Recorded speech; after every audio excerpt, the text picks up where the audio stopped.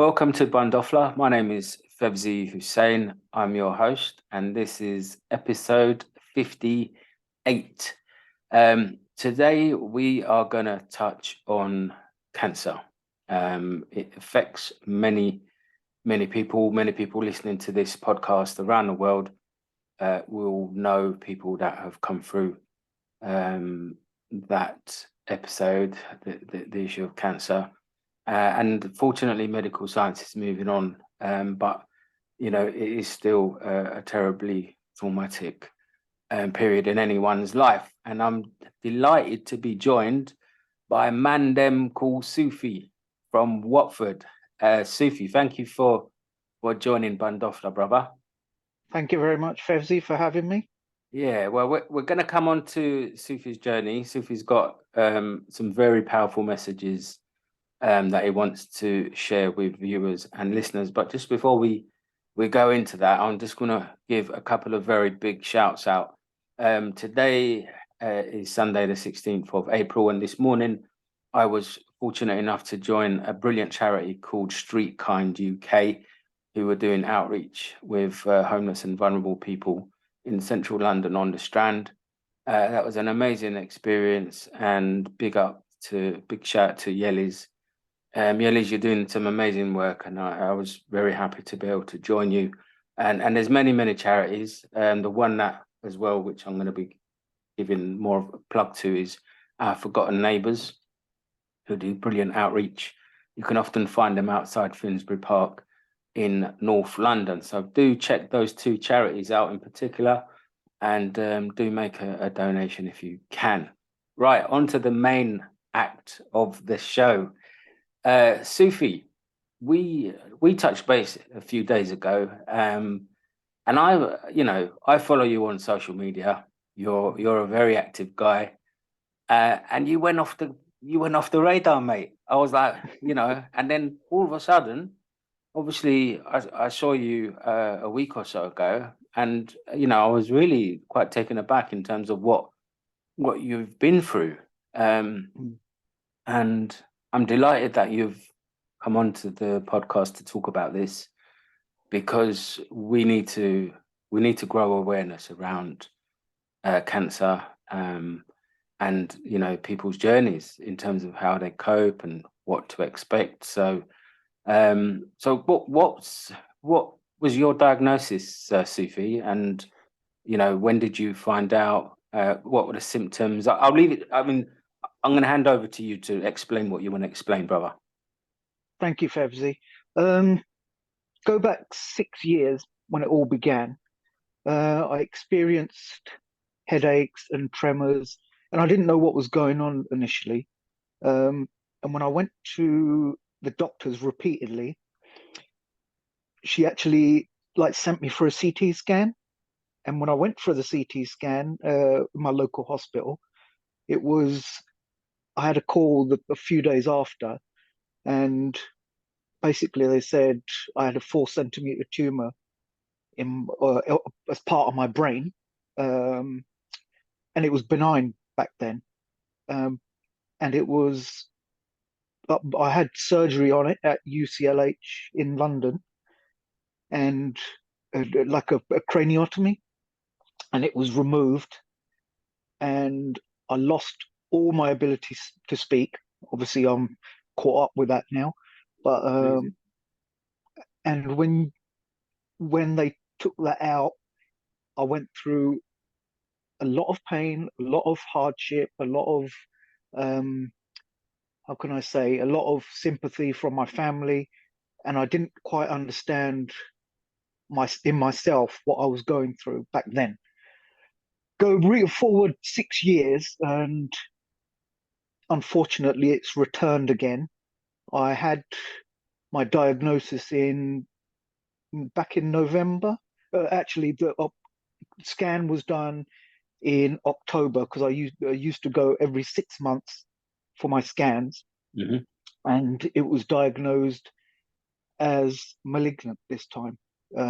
And just to fill you in a little bit, anytime you go for a scan,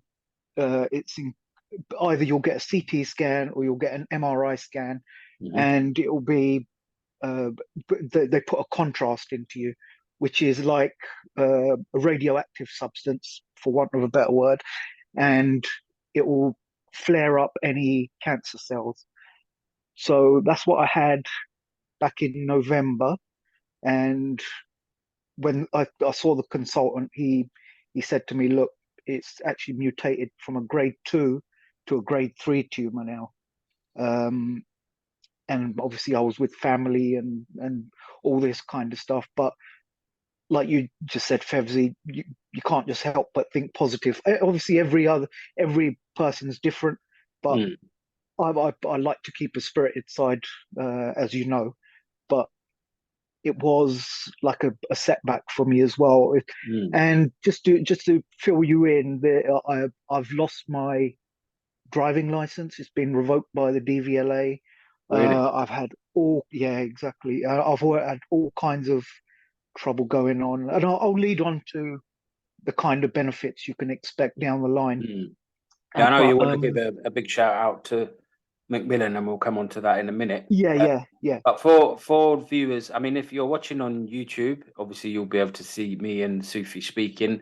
If you're listening on Spotify, thank you again for listening and tuning in. Sufi, you're a postie by trade.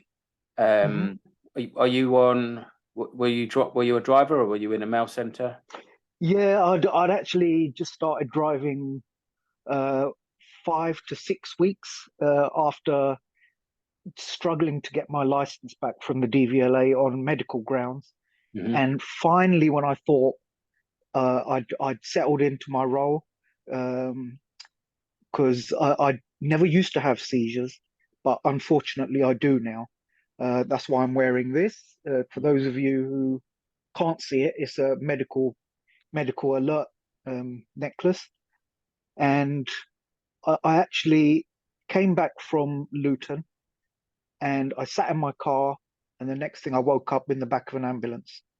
Wow. And thank God I didn't make it onto the motorway because it was 7 o'clock in the morning, peak time traffic, and I just like basically it was like a godsend that I didn't get out onto the motorway. It was really scary, to be honest with Absolutely. you. Sufi, you touched on when you had the initial operation a few years back and you Yeah. lost all your speech. How how did you cope with having such a fundamental way of the way you communicate with your loved ones being taken away from you? They didn't quite understand, to be honest with you, Fevzi. It was especially my parents. They kind of thought that, why don't you speak to us anymore? It was like a really odd feeling for them. But I used to, like when I was in hospital, I used to point at like certain signs, or they gave me a chart what I wanted. And it took a good few months to get my speech back, to be honest with you. And I went through speech therapy and all kinds of things to Mm, get that get back to where I am now.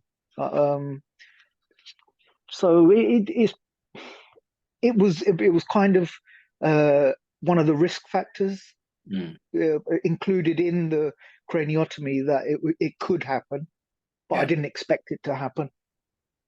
Mm.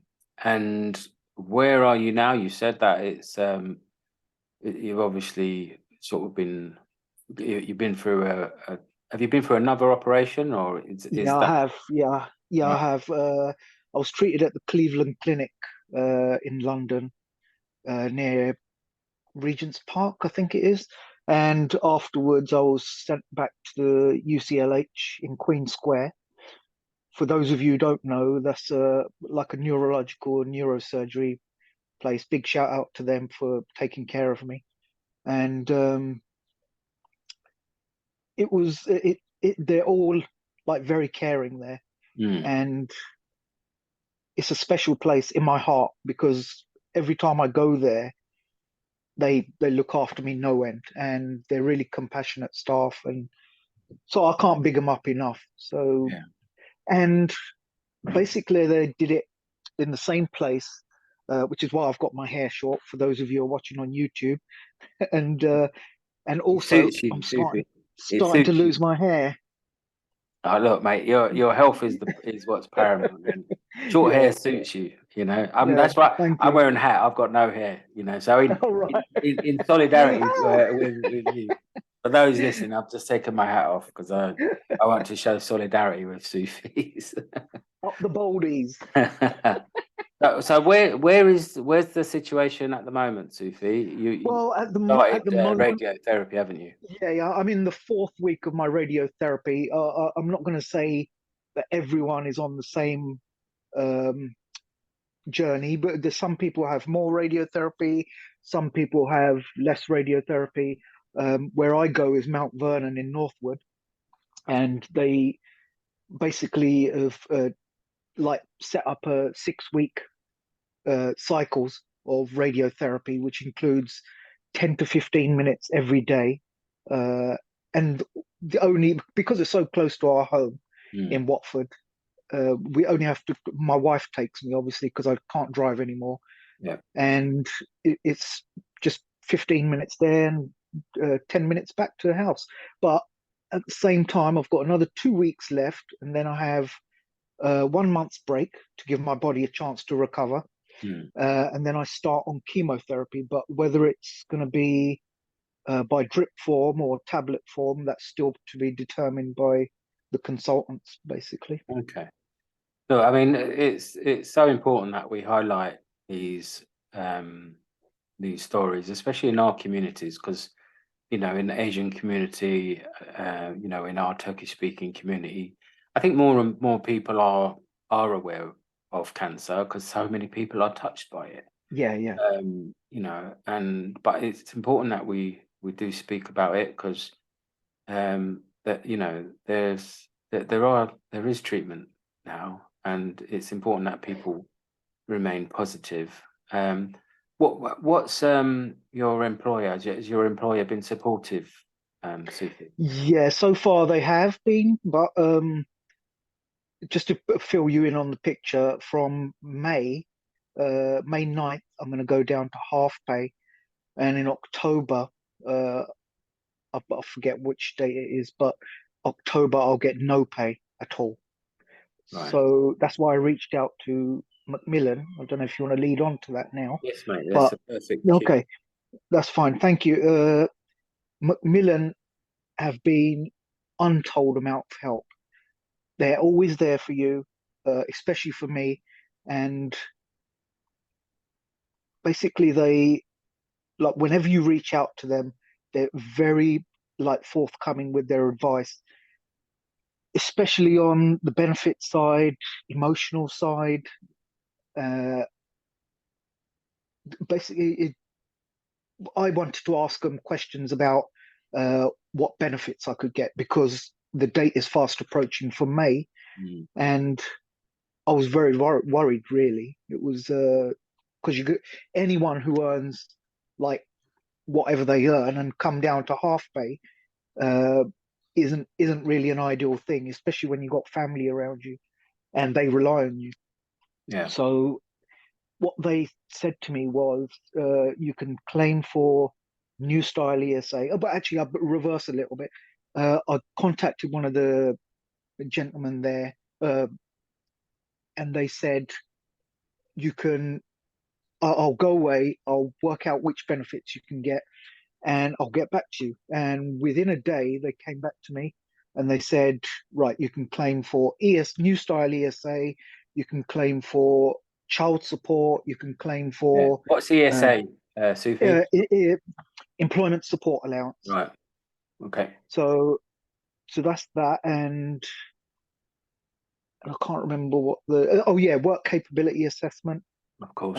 which includes all your like what you can do, what you can't do, Yeah. and they also said I can get a blue badge, which a lot of people aren't aware of. If you're a cancer sufferer or you've had seizures, you're entitled to a blue badge.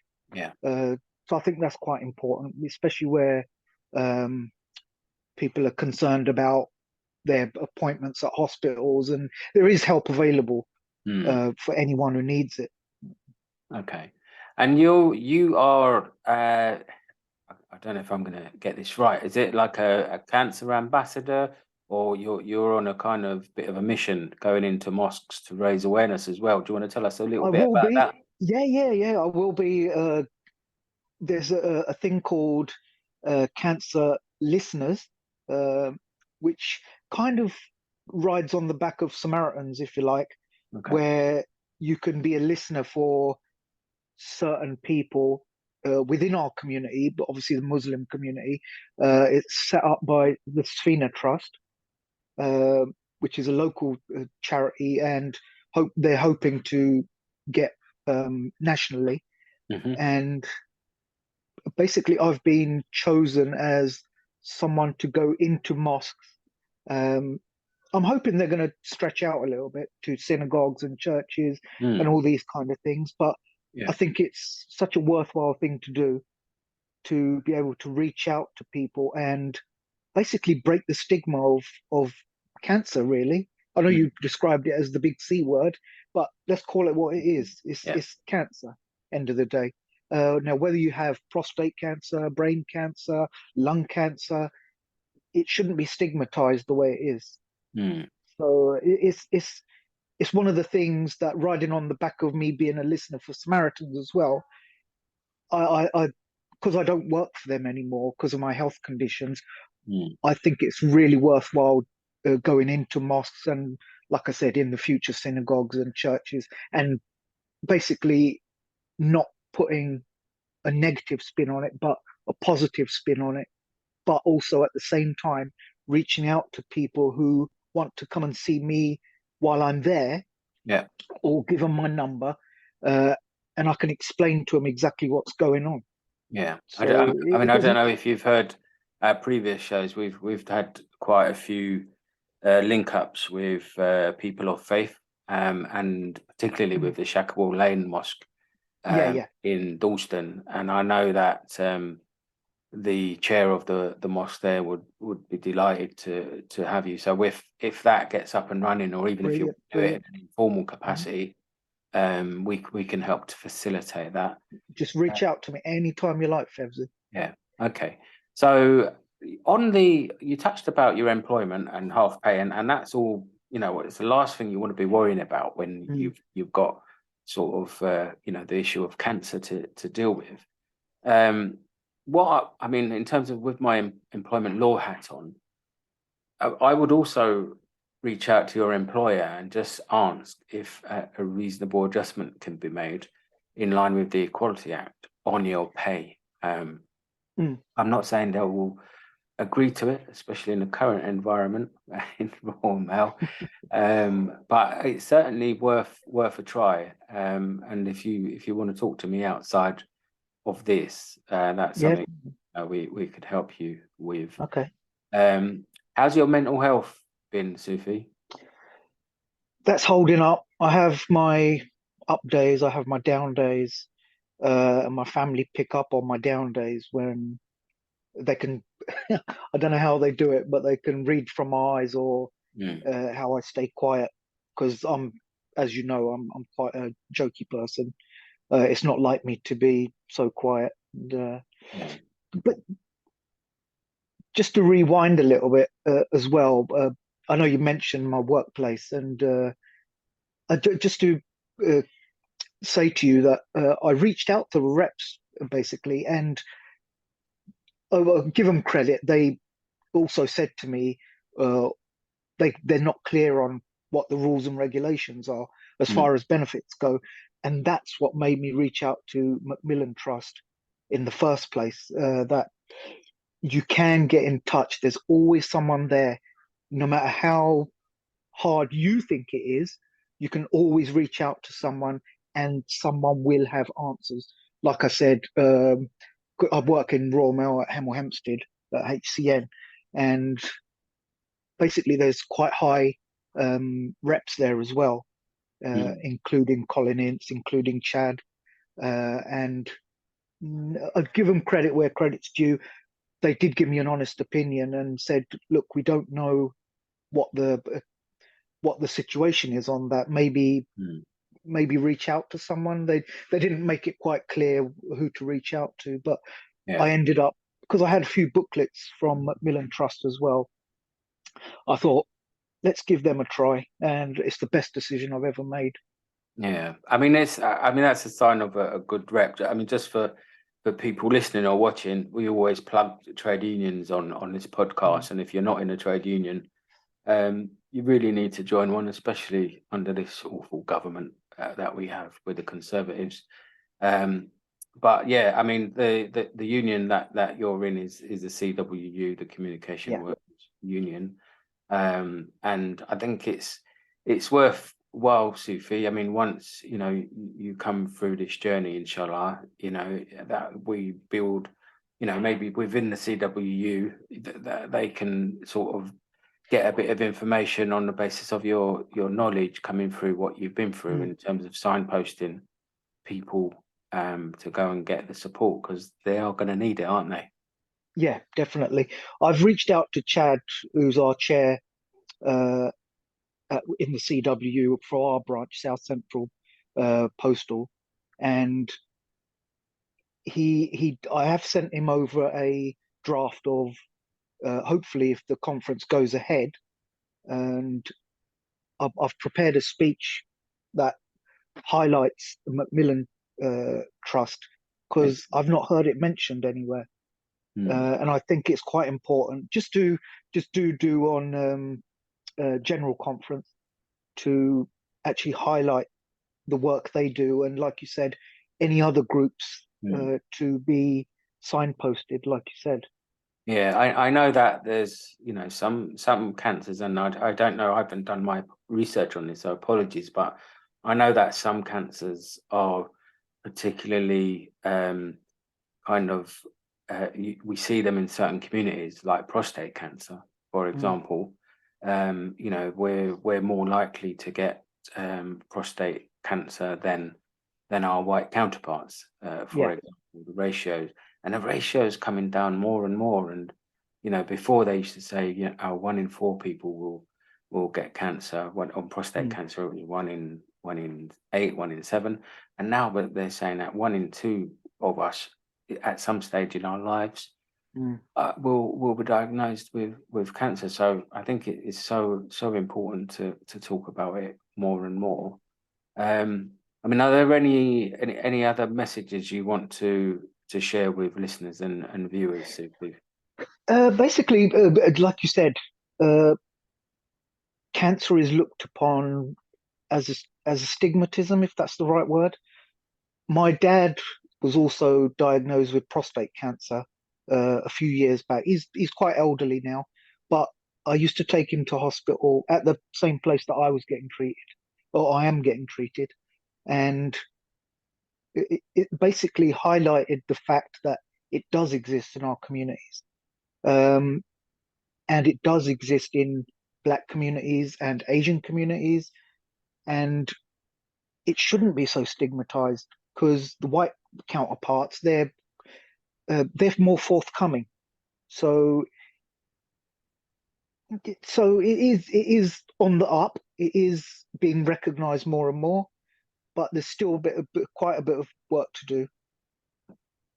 Well, hopefully with this podcast, this will kind of go some way to educating people and to raise a little bit more awareness. I mean, if anyone,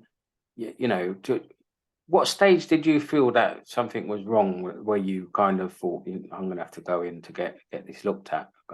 It was basically that, like I said before, they used to call me in every 6 months, but they'd missed it on the first occasion, and it was like shown up on the second occasion, because they did the scan in October, and 4 weeks later on, they called me in again and said, look, this is what we found, like I said, with a contrast. And within a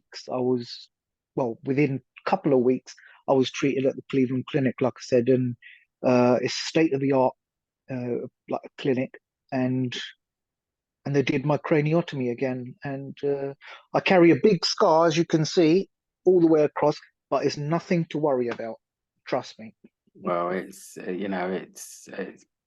you know, all we can say on Bandofla, Soofi, is, you know, inshallah, you will, you know, I'm sure you will make a full recovery. You're a huge person in your community. You know, I know you've got a fantastic character and you're very well respected by your work colleagues. So anyone watching this who has got you know, any questions, by all means feel free to email the show. You can reach us on podcastbandofla@gmail.com. You can find us on Twitter @_Bandofla, and YouTube and Spotify. Simply just search Bandofla and you will find us. Soofi, just before you go, mate, what's the you've touched on Macmillan. Are there any other support groups that are worthy of mentioning? It doesn't become apparent initially, but Samaritans, 116123 is their number. People like Mind, people like Paprius. There's all kinds of things that you wouldn't expect to get support. I know everyone thinks that Samaritans is like for suicide people or people who want to end their lives, but they're not. Having worked for them, like I said, we used to get all kinds of calls from all kinds of people, and especially Mind as well. They're very helpful on these kind of things, and it doesn't need to be stigmatized. Like I said, it doesn't need to be kept under wraps. Okay, well, that's really helpful, Soofi. Thank you for joining me on Bandofla to talk about this. It's really, really appreciated. We'll be going out on air, hopefully within sort of the next 24 hours on audio and video on YouTube. So you will be able to watch this on catch up as well. So Soofi, thank you very much again for joining me on Bandofla. No, thank you very much for having me on. Yeah, we wish you all the best in your journey. Remember, if you want to follow us on Twitter, we are on @_Bandofla, and on YouTube, search Bandofla on Spotify and YouTube. Good evening, colleagues. I wish you all well.